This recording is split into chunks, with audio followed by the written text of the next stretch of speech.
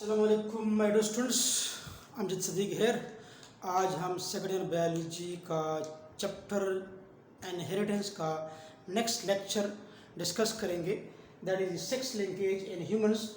But sex linkage में हम already X linked recessive inheritance जिसमें शामिल हेमोफीलिया, कलर ब्लाइंडनेस की डिजीज़ हम पढ़ चुके हैं और हमने स्टार्ट किया है एक्स लिंक्ड डोमिनेंट इनहेरिटेंस। इससे पहले भी एक्स लिंक्ड डोमिनेंट इनहेरिटेंस का एक एग्जांपल हम पढ़ चुके हैं।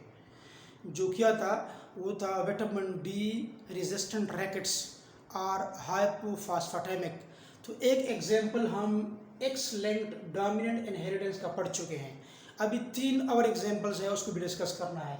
इसमें एक है Alport syndrome, Coffin Lowry syndrome and third one is the idiopathic hypoparathyroidism. ये 3 और जो डिजीज़ है, डिसऑर्डर्स है जो कि एक्स लिंक्ड डोमिनेंट ट्रेट के हैं, इसको हम डिस्कस करेंगे। तो सबसे पहले आगे पास है Alport syndrome. What is Alport syndrome? ये क्या है? Basically tiny blood vessels are damage in the kidney. गुर्दे में जो ब्लड वेसल होते हैं वो फट जाते हैं, ठीक है, डैमेज हो जाते हैं, खराब हो जाते हैं। ये किडनी जो होते हैं ये फेल हो जाते हैं और किडनी की डिजीज़ हो जाती है, किडनी की डिजीज़ हो जाती है। साथ साथ hearing loss, problem with the eyes भी हो जाता है। और ये जो बीमारी है तकरीबन 50,000 में से एक न्यू बॉर्न बेबी को होती है। अब सबसे पहले हम किडनी के बारे में डिस्कस करते हैं कि किडनी कैसे डैमेज हो जाते हैं, कैसे ये फेल्योर इसकी हो जाती है। फिर बाद में हेयरिंग की तरफ आते हैं और प्रॉब्लम्स विद द आइज़ की तरफ आते हैं। सबसे पहले किडनीज के बारे में तो इसकी एक्सप्लेनेशन ये है कि ब्लड इन द यूरिन, जब भी किडनी फेल होती है तो यूरिन में ब्लड आता है, that is called haematuria. Haematuria एक मेडिकल टर्मिनोलॉजी है, haematuria. Blood in the urine is called haematuria. इस तरीके से high protein in the urine, जब यूरिन में ज़्यादा प्रोटीन आ रहा है तो that is called the proteinuria, प्रोटीनोरिया।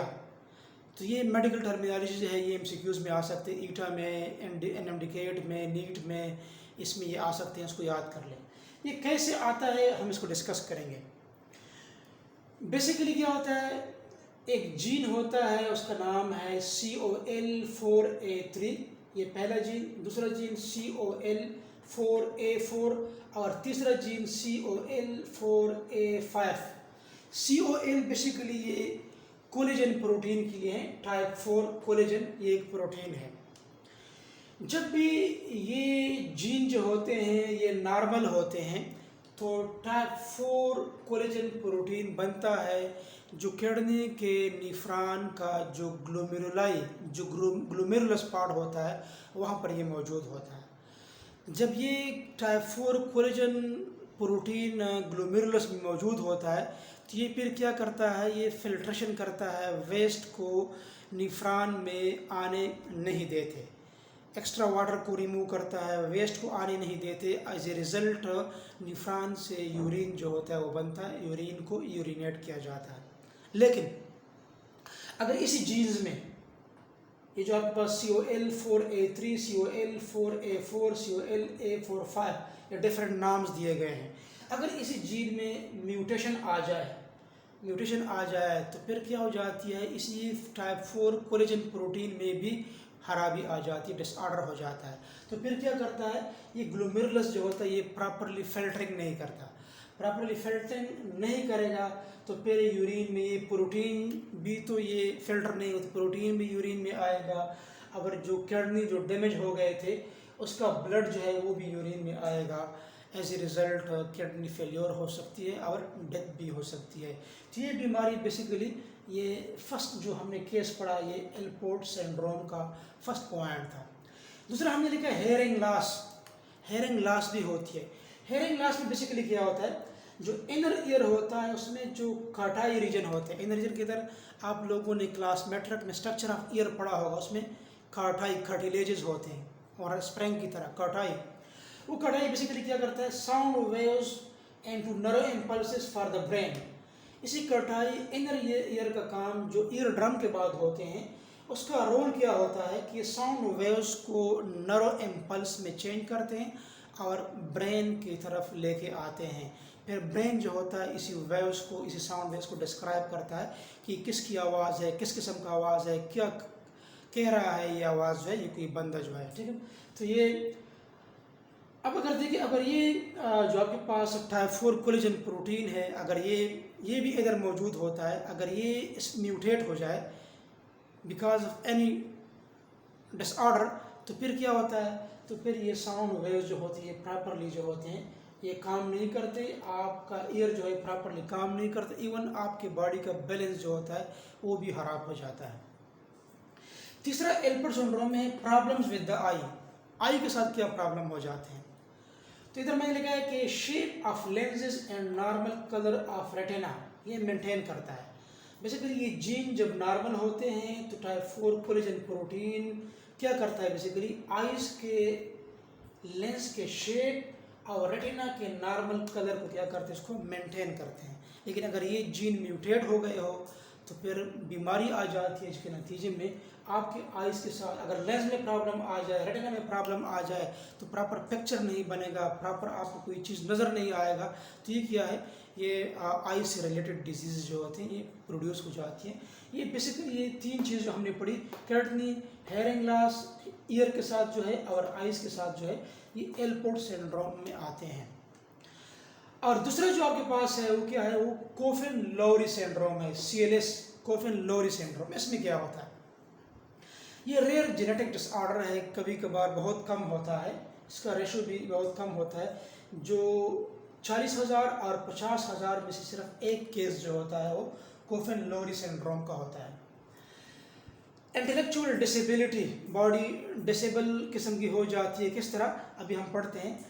Abnormalities of head and facial, craniofacial area जो होता है इसमें एब्नॉर्मलिटी आ जाती है, हेड में और फेस में एब्नॉर्मलिटीज आ जाते हैं।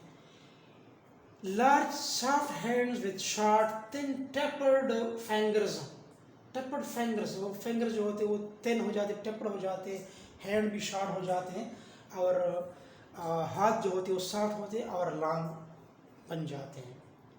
शॉर्ट स्ट्रक्चर जो होता है वो हाइट भी शॉर्ट हो जाता है, नॉर्मली 5 to 6 फीट हाइट होता है, तो इससे शॉर्ट रह जाता है। एंड आर वेरियस स्केलेटल एब्नॉर्मलिटीज़, तो आपकी बोन्स में मुख्तलिफ किस्म की एब्नॉर्मलिटीज़ जो होते हैं वो आ जाते हैं because of this defect.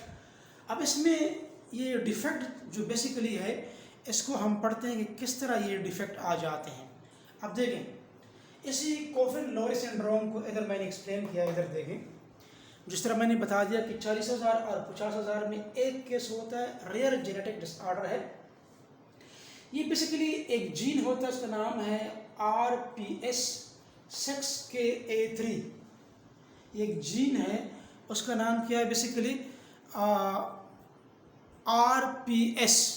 RPS। मैं थोड़ा सा कैमरे को थोड़ा सा जूम कर लूँ, राइट साइड पर थोड़ा सा इसको मूव कर लूँ ताकि आपको ये क्लियर हो जाए। अब देखिए इधर मैंने लिखा है कि एक जीन है, उसका नाम है RPS 6KA3। अगर ये जीन नॉर्मल है तो फिर तो ये स्केलेटल फेशियल हेड की एब्नॉर्मलिटीज पर नहीं आते हैं, लेकिन म्यूटेशन इन द जीन, इसी जीन में म्यूटेशन आ जाए तो फिर क्या हो जाता है बॉडी में। मैं जो एक प्रोटीन बना रहा था उसी प्रोटीन का मेन काम क्या है, सिग्नलिंग इन द सेल्स, ये सेल्स को सिग्नल पास करता है मुख्तलिफ किस्म के फंक्शन परफॉर्म करने के लिए। लेकिन अगर ये जीन म्यूटेट हो जाए तो फिर क्या हो जाता है, मुख्तलिफ किस्म की डिसऑर्डर पैदा हो जाते हैं। और ये जीन जब नॉर्मल हो तो प्रोटीन बनेगा, सिग्नलिंग हो मिलेगी सेल को, और साथ साथ ये जीन कंट्रोल अदर जीन्स, कुछ और जीन को भी कंट्रोल करता है जिसका रोल जो होता है ब्रेन में होता है, जो ब्रेन के नॉर्मल स्ट्रक्चर और फंक्शन को कंट्रोल करते हैं इसी जीन की वजह से। लेकिन अगर इसी जीन में खराबी आ जाए तो फिर क्या होता है, लर्निंग में प्रॉब्लम होता है, आप किसी चीज़ को सीख नहीं सकते, लेक्चर को आप सुनते हैं लेकिन आप इसको पिक नहीं कर सकते, इसको आप याद नहीं कर सकते। Memorising memory, long term memory बन जाती है आपकी बॉडी में, डिजीज़ पैदा हो जाती है, मेमोरी, नर्वस सेल्स जो होते हैं वो भी प्रॉपरली प्रॉपर नहीं होते और प्रॉपरली मैसेज को जो है वो पास नहीं कर सकते। तो ये बेसिकली ये एक बीमारी, उसका नाम है coffin Lowry syndrome, CNS syndrome इसको कहा जाता है। ठीक है, ये अब तीसरा जो है हम थोड़ा सा कैमरे को राइट साइड पर मूव करते हैं। अब देखें, ये जो थर्ड डिजीज़ है ये आपके पास है आइडियोपैथिक हाइपोपैराथायराइडिज्म। आइडियोपैथिक का मतलब है अननोन रीज़न, मतलब इसी बीमारी का कोई खास रीज़न अभी तक मालूम नहीं है, कोई प्रॉपर वजह का खास का पता नहीं है। आइडियोपैथिक का मतलब क्या है? Unknown reason. Hypo mean less, एक होता है हाइपर मीन ज़्यादा, एक होता है हाई, हमारा हाइपो है लेस। पैराथायराइडिज्म मतलब पैराथायराइड ग्लैंड जो होता है उसमें प्रॉब्लम आ जाता है, वो हाइपो हो जाए। हाइपो मीन्स वो less secretion of parathyroid hormone release करता है। वैसे अगर parathyroid hormone normally parathyroid hormone को रिलीज कर रहा हो तो पैराथायराइड हार्मोन का रोल क्या होता है? Regulation of calcium level in the blood. Regulation of calcium level in the blood में शुगर लेवल को मेंटेन करता है, जिससे न्यूरॉन्स, मसल के सेल्स, ब्रेन के सेल्स, नर्व सेल ये प्रॉपरली काम करते हैं। लेकिन अगर पैराथायराइड हार्मोन में प्रॉब्लम आ जाए, हाइपोपैराथायराइडिज्म खास हो जाए, तो फिर ब्लड में कैल्शियम लेवल जो होता है वो नॉर्मल नहीं होता और इससे बहुत सारे डिसऑर्डर जो होते हैं पैदा हो जाते हैं ब्रेन में।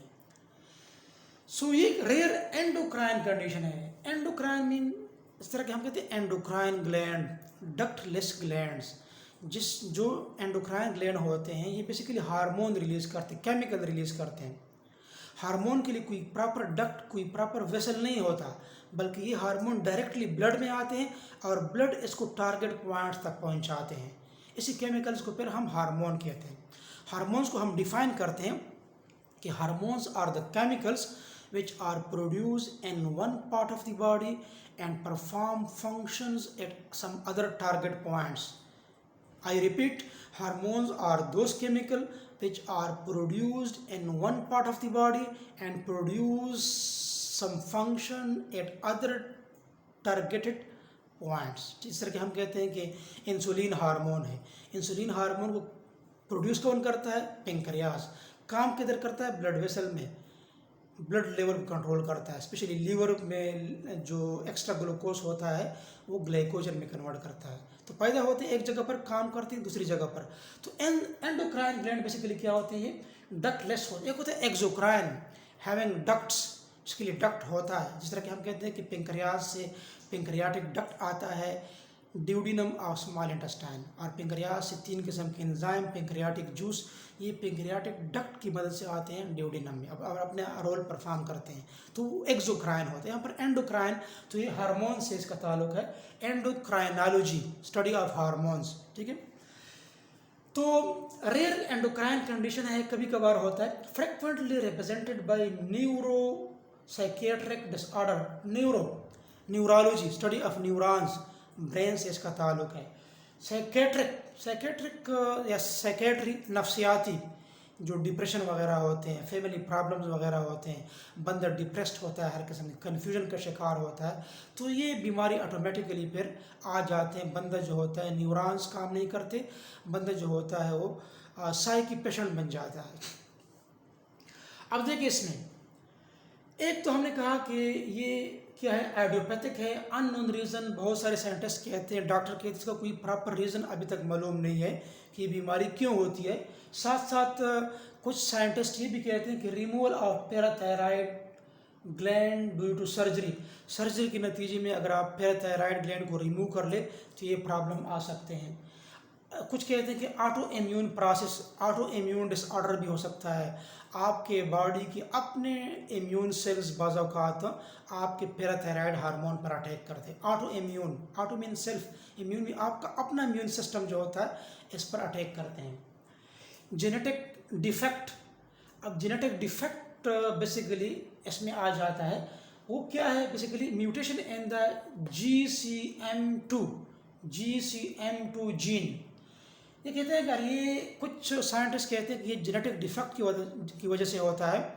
और एक जीन होता है GCN2, इसका मतलब है glial cells missing transcription factor 2, transcription factor 2, ये एक जीन है बेसिकली।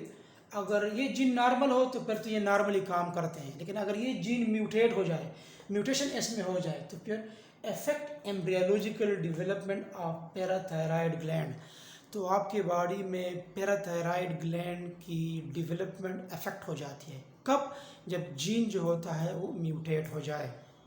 ठीक है, तो साथ साथ क्या क्या प्रॉब्लम प्रोड्यूस हो जाते हैं? Hardening and changing and shape of bones and poor growth, bones के शेप सख्त, बोन सख्त हो जाते हैं, इसके शेप में चेंजेस आ जाते हैं, ग्रोथ इसकी प्रॉपरली नहीं होती। किस में? आइडियोपैथिक हाइपोपैराथायराइडिज्म में। Delayed mental development and children, specially children में मेंटल डेवलपमेंट जो होती है वो काफ़ी डिले हो जाती है, सुस्त रवि का शिकार हो जाता है। क्लाउडेड विजन, कैटरेक्ट, आंखें जो होती है वो टेढ़े हो जाते हैं। जिस तरह कि आप देखते एक साइड पर है, लगता है कि आप दूसरी साइड पर देख रहे हैं, बट आप राइट साइड पर देख रहे हैं। आंखें कुछ टेढ़ी किस्म की हो जाती है, कैटरेक्ट आई का डिजीज़ है। Focus and concentration problem, focus properly नहीं होता, ब्रेन में बीमारी पैदा हो जाती है, एंड मेमोरी लॉस, और आपकी जो यादाश्त है वो कमज़ोर हो जाती है। ये कौन सी बीमारी में? ये आइडियोपैथिक हाइपोपैराथायराइडिज्म है। ये तीनों बीमारियां जो आज के लेक्चर में हमने पढ़ी, ये बेसिकली क्या, ये एक्स-लिंक्ड डोमिनेंट ट्रैक्ट की वजह से है। एक्स-लिंक्ड डोमिनेंट, एक्स पर डोमिनेंट जीन होता है, अगर वो डोमिनेंट जीन होमोजाइगस फॉर्म में आ जाए, फॉर एग्जांपल हम कहते हैं ना कि इस तरीके से, फॉर एग्जांपल हम कहते हैं कि एक्स फीमेल है और एक्स वाई जो है फॉर एग्जांपल क्या है, मेल है। फॉर एग्जांपल हम आइडियोपैथिक हाइपोपैराथायराइडिज्म, फॉर एग्जांपल इसको हम एच से जाहिर करते हैं। अगर एच कैपिटल हो तो फिर ये बीमारी होगी। अगर इधर भी मेल में एच कैपिटल जीन हो तो फिर ये बीमार होगा इसी बीमारी का। लेकिन अगर ये केस आ जाए फीमेल का XX, अगर स्मॉल एच आ जाए तो फिर ये नॉर्मल होगा, क्योंकि ये एक्स लिंक्ड रिसेसिव इनहेरिटेंस से मुख्तलिफ है। यहाँ पर क्या है, ये डोमिनेंट वाला जो जीन है ये क्या करता है, ये बीमारी के लिए रिस्पॉन्सिबल होता है। मेल में अगर इस तरह आ जाए, स्मॉल एच आ जाए तो फिर मेल नॉर्मल होगा। अगर कैपिटल एच हाइपोपैराथायराइडिज्म वाला जीन आ जाए तो फिर क्या होगा, ये फिर एबनॉर्मल होगा, मीन्स ये इसी बीमारी का शिकार होगा। तो उम्मीद है आपको आज का लेक्चर समझ आया होगा।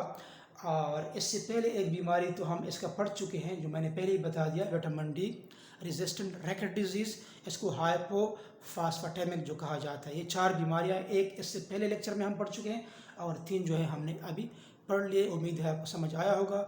अगर आपको ये लेक्चर समझ आया है तो इसको अपने दोस्तों के साथ शेयर करें और अपने दुआओं में हमें ज़रूर याद रखें। अल्लाह हाफिज़।